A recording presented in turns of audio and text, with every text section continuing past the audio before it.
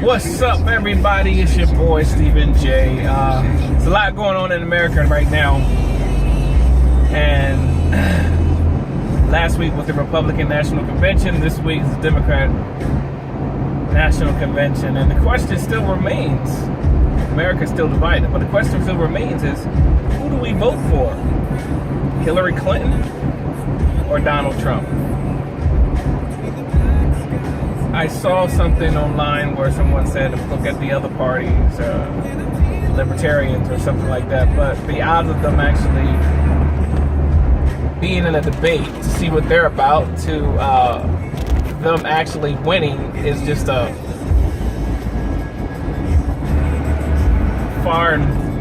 few and far between of them actually getting elected. So the two main candidates is Hillary and Donald. Who do you vote for? Let's start with Hillary. I gotta be honest with you. I just don't trust that woman. And it's not in reference to the emails like everyone's bringing up. I mean, clearly the FBI investigated it and they didn't find her leaking any information. Was she supposed to keep email on a server? No. Okay. Does that make her untrustworthy? No, that just makes her dumb or whatever. And again, it's not, email thing is not that big of a deal to me, at least. And I know a lot of people are like, well, what about classified information? Well, Colin Powell had emails on a server. And even if you want to see if it's marked with a C or whatever, the fact is he did the same thing. But it wasn't really a big deal. Benghazi is another issue.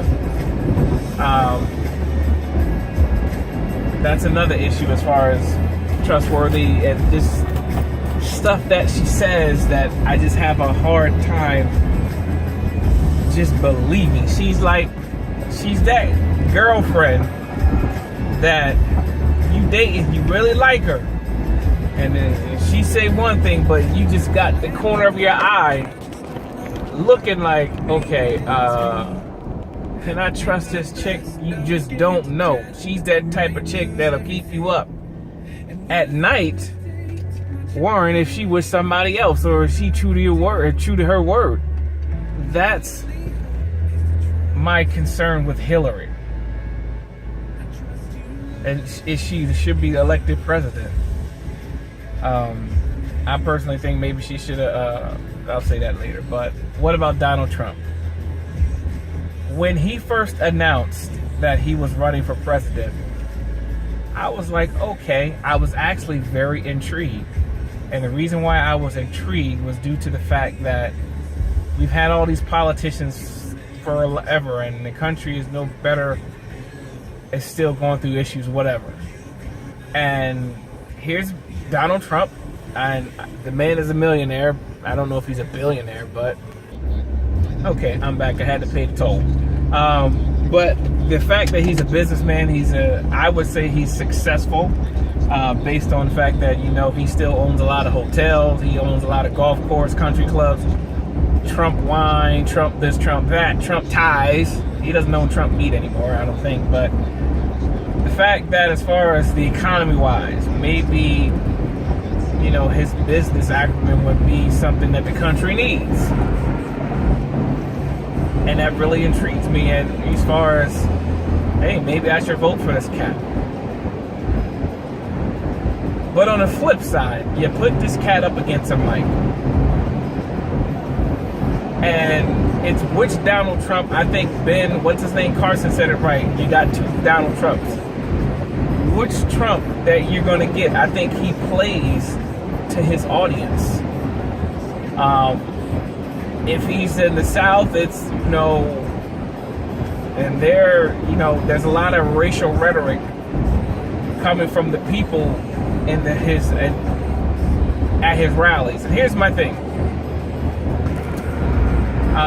8 years ago, my candidate was Joe Biden, because he was from Delaware. I'm from Delaware. Joe Biden going with the hometown guy.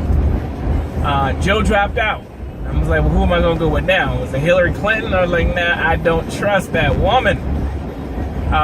Then there was Obama. I was like, yeah, I don't trust him either. Just something about him I just don't trust. I've later learned that what those things were, and I was right.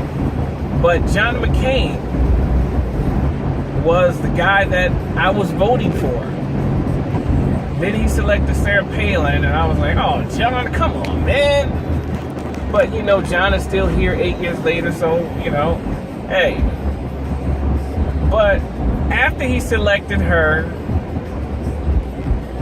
then he started going campaigning around in the country with her, and just the racial rhetoric that was going on, and he wasn't checking none of the people.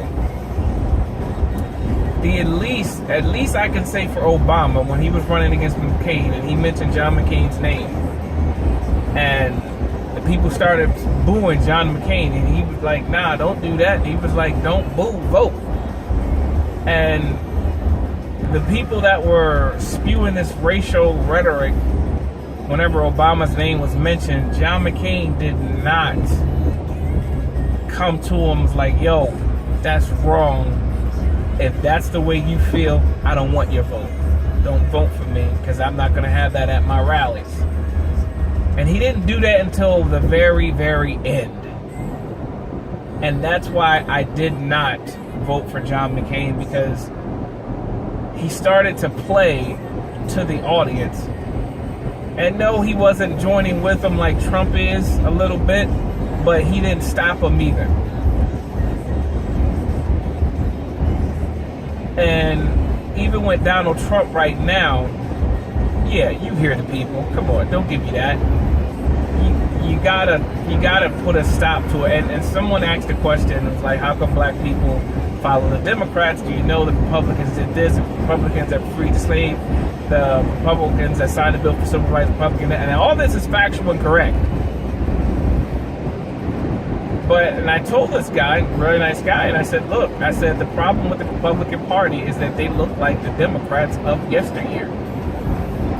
Everything out of their mouth, the racial rhetoric, no one's standing up on the Republican side and saying, yo, kill that noise. This is wrong. No wonder that we can't really get a lot of black people to come over to our side because of this crap. No wonder we can't get any Latinos to come over to our side because of this crap. We can't get any gay and lesbian people on our side because of this crap. And my problem with Trump is that he feeds off the crowd versus the crowd feeding off him. And he's one way today, and I think when he's scripted, he looks presidential, and that's the stupidest thing to say. But when he's scripted, but when he goes off script and he's just going freestyle, it's like, even like today, he said, oh, people in Russia, please hack her email again or whatever. Really, dude? And it's just like, oh, come on, that you got to come back and try to defend what he says. And that's my problem with Trump, that I don't know who I'm putting in the office, that if I can trust his temperament for the American people. Then you have all these things that people saying, hey, look, he's a successful businessman, but he gets the people that bid the lowest, and those are people he hires, and he doesn't even pay them. I just saw online today that at some dance group, these kids he hired, they haven't got paid yet. And the other thing was, they said they traveled to this thing, and then they were, as soon as they got there, oh, you're not going on. And I'm like, hold up. It's always money with him, and a lot of people say, well, he's a good businessman. You don't treat people like that. And so you got to question as far as like his business acumen, as far as, okay, can I trust this guy with the American economy, how he does his business? Are we going to do our allies wrong? And a lot of people like what he says, but a lot of stuff he's feeding off of the people. Okay, the people are this way this week, so I'm going to go that way. So again, I'm still stuck in the middle. As far as who am I going to vote for? Hillary Clinton, who I don't trust. Donald Trump, who I don't trust, because I don't know which one he's going to be. he's gonna be. Can I trust this man at the button? And he, I don't know. So, and we got a hard decision. I wish Joe Biden would have ran. I would have had an easy thing. Maybe if Hillary would have selected Cory Booker, I would have been okay with him, or I forgot who the other guy's name is, but the guy that she got from Virginia, he got some questionable stuff. I do like the guy Donald Trump picked. However, I wish he would have picked Chris Christie, or I like Newt Gingrich as well, but I like the guy from Indiana. You know, he's definitely a conservative, he's a Christian and stuff like that, and a lot of people say he's the balance to Donald's fire. He's the ice to his fire, or water to his fire. But I'm going to say this. I hate election season. I hate it because it just brings out the worst. Anytime that Hillary says something or Donald says something that takes you out of your character, where you're screaming and angry and posting stuff on Facebook and Twitter, Instagram, all these places, you become a slave to the establishment when they can pull your string that easily because what they said or what they did. And I think election season brings out the ugliness in America. Dr. King said the most divided day in America is on Sundays. That's the most segregated time. I gotta say, hey, he should have added election season every 4 years, because we are segregated now. All this black stuff, you're anti-police or not police or whatever, and it's just like, okay, everyone's taking sides, and it's not good for America. The blind leading the blind, we all gonna fall in a ditch. So we gotta definitely pray for America,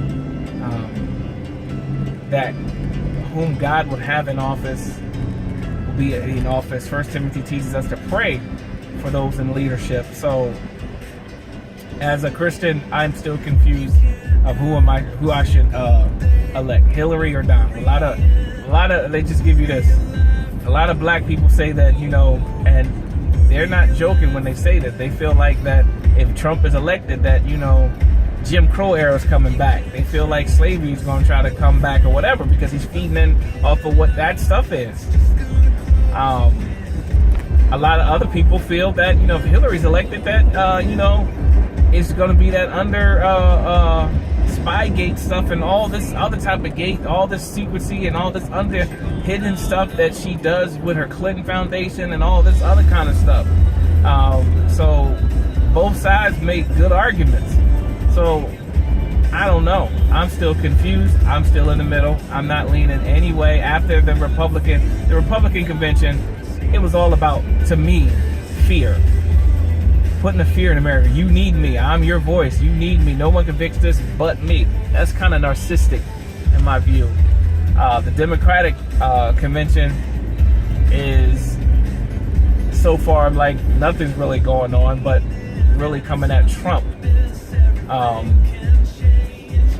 They had the mothers of Trayvon Martin and all the black lives that got killed and stuff like that. I think they should have had the mothers of those police officers from Dallas and Louisiana up there as well, because truly all lives do matter. But I'll say this one last thing: when a person says Black Lives Matter, your response should not be all lives matter. Your response should be, well, why are you saying Black Lives Matter? And if that, and once you ask that question, then we can dialogue, and I'll tell you that, hey, there's been over 150 blacks in America killed by the police who have been unarmed. Not armed with a knife, this, that, and the other, but unarmed.